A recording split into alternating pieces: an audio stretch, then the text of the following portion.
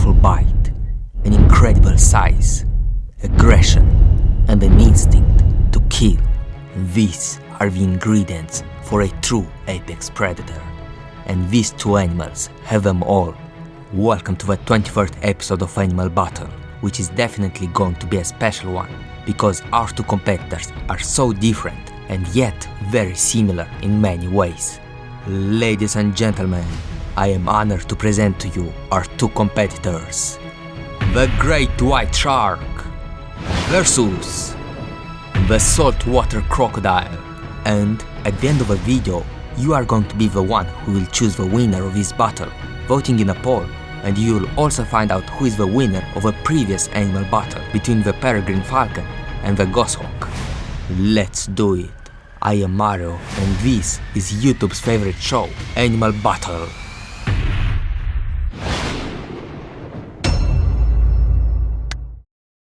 These two animals seem to be completely different, since one is a cartilaginous fish, while the other is a reptile. But worry not, because we are going to compare them objectively based on the 6 sacred characteristics, which are agility, attack, defense, intelligence, bonus skill, and survival.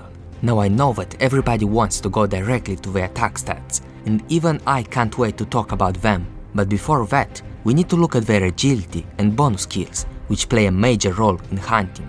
So let's go directly to agility. These predators are really fast swimmers. Saltwater crocodiles often swim in the ocean and are well adapted for that. They can reach speeds of up to 24 to 29 km per hour and can swim for very long distances. But great whites are even faster, reaching up to 56 km per hour. Being so fast, both of them can jump out of water. Great white sharks can jump to more than 3 meters, and for a second, their body is entirely in the air. But that's the most that they can get out of water, because even though they can reach depths of up to 1.2 kilometers, they can't go on land. This is where the saltwater crocodile has an advantage, as it can go on land and can run pretty fast too, although not as fast as in water. If you are athletic enough, you could outrun a salty on land, but you'd have no chance in water. Let's see their agility stats. They are quite impressive for such large animals, and it is hard to determine which one is better here, because while the great white can swim faster, the crocodile has the ability to walk on land. Next come bonus skills, and surprisingly, they are fairly good here too. Saltwater crocodiles have salt glands, which allow them to swim in salty waters. They also have very sensitive snouts, with pressure receptors which can receive any slight movement in the water. The most important body parts are their eyes, which have transparent eyelids which act like water goggles, a reflective surface on their retina which makes their eyes shine and grants them night vision, and on top of all of that, they can retract their eyes to protect them. All they need now is a good camouflage, having a dark green to grey skin and a white underbelly. But great white sharks don't fall short here, because they also have great day and night vision and can roll their eyes tailward for protection. Their camouflage consists of a grey body and a white belly. Also, great whites are warm-bodied, which is different from warm-blooded in that they can raise their temperatures only by about 13 degrees Celsius, generating heat with their muscles, which allows them to go into colder waters and make their muscles work better. But great white sharks have an ace up their sleeves, an extra sense. Using the ampulle of Lorenzini, they can detect the electromagnetic field emitted by the movement of living animals. At a close range, great whites can even detect the heartbeat of an animal if it stays still. And yeah, they can also sometimes form small clans with a hierarchy similar to that of wolf packs. Now let's see their bonus skill stats. They are fairly good, and white sharks are slightly better due to their extra sense, which is very useful. Now that we have discussed their agility and bonus skills, let's see how they use these abilities, looking at their attack and defense. Their sizes are really intimidating.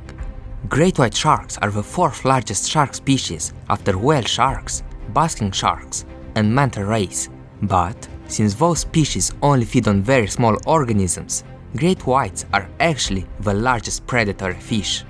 Female great white sharks are larger than males on average, reaching up to 4.9 meters in length and 1,110 kilograms. The largest females though are even bigger, reaching up to 6.1 meters and more than 2 tons. Saltwater crocodiles are also champions when it comes to size, being the largest reptiles. Male salties are way larger than females, reaching up to 6 meters in length and weighing up to 1,000 kilograms. The largest one recorded measured 6.3 meters in length, and their appetite is just as big. Saltwater crocodiles have one of the strongest bite forces in the animal kingdom. Their bite force can reach up to 3,700 psi, which is much higher than that of a lion. What is ironic is that their muscles are so specialized for a powerful bite that the muscles that open their mouths are very weak, and you could hold their mouth if you dare to approach them. After running a simulation, the bite force of a great white is believed to be about 4,000 psi, but it is just theoretical and it hasn't been measured yet. Great white sharks can prey on fish, cetaceans like dolphins, seals and sea lions, sea turtles, sea otters, and even sea birds. They are some of a few sharks that raise their head above the water to look for prey. When hunting seals, they can reach such high speeds that they jump out of water catching the seal. This is a spectacular attack and really shows the power of these sharks. When the shark bites its prey, it shakes its head side to side, helping the teeth saw off large chunks of flesh. The saltwater crocodile has a different technique.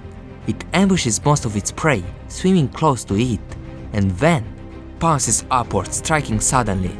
Because its teeth are not made for chewing, small prey is eaten whole, and large prey is drowned and then torn into pieces using the death roll technique.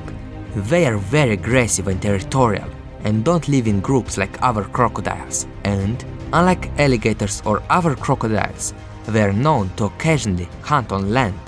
They can hunt a large variety of prey, from fish, amphibians, crustaceans and mollusks, to wild boars, kangaroos, water buffalo, orangutans, tigers, and even humans.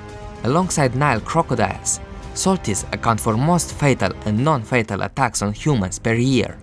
50% of attacks on humans are deadly everywhere except Australia, where it is closer to 25%, because Australians are something else. The novel Jaws and its film adaptation depicted great white sharks as ferocious man-eaters. And while it is true that great whites are responsible for most attacks on humans, they don't actually prefer eating humans. And no, they don't mistake humans for seals as the myth goes, but just want to taste them. Even so, only one person dies due to shark attacks in general per year, and you have a chance of 1 in 3.7 billion of being killed by any shark in your lifetime.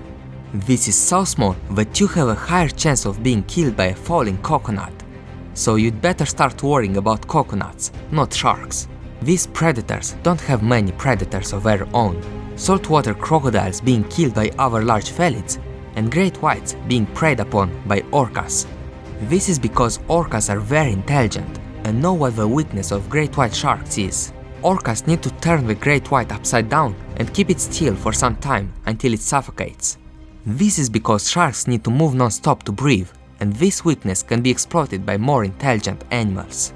Now let's see their stats. They have very high attack and defense stats, which is not a surprise seeing how powerful and ferocious they are.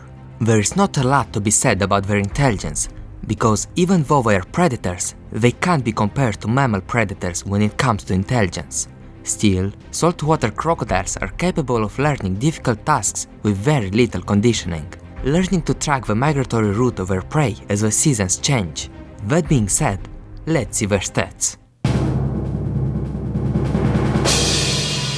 These stats are not that impressive, but I guess you can't have everything. And lastly, we will talk about survival stats, which are important because there is no point in having high stats if a species is going extinct. Great white sharks are listed as a vulnerable species, even though their exact population is unknown. A myth that great white sharks don't get cancer made people hunt them for their fins to make shark fin soups. But it is not true, and great whites do actually get cancer, so there is really no point in doing such a despicable thing.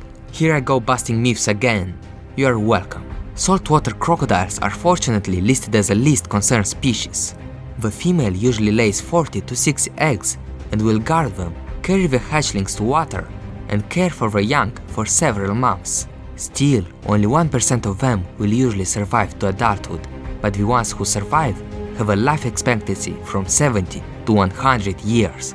Great white sharks are ovoviviparous, which means that the eggs develop and hatch inside the female's body, and then she will give birth to live baby sharks. The great whites also have a high life expectancy of over 70 years. Now let's see their final stats. These two predators are truly powerful, but the question remains, who is the winner? It is all up to you, because you can vote the winner in the poll right there and leave your opinions in the comments down below. And why don't you subscribe to this channel for more amazing videos and help Spike achieve his goal of beating both PewDiePie and T-Series. Now is the time to announce the winner of the last animal battle between the Peregrine Falcon and the Goshawk. So, after counting all the votes, the winner is the Peregrine Falcon, the fastest animal in the world. If you wanted the Goshawk to win, don't be upset, because here on I'm From Animals we love and respect all animals. So, once again, don't forget to vote the winner of this episode's battle in the top right corner. And if you like what I make, consider supporting me on Patreon to fill up that Patreon list with your name. Respect animals.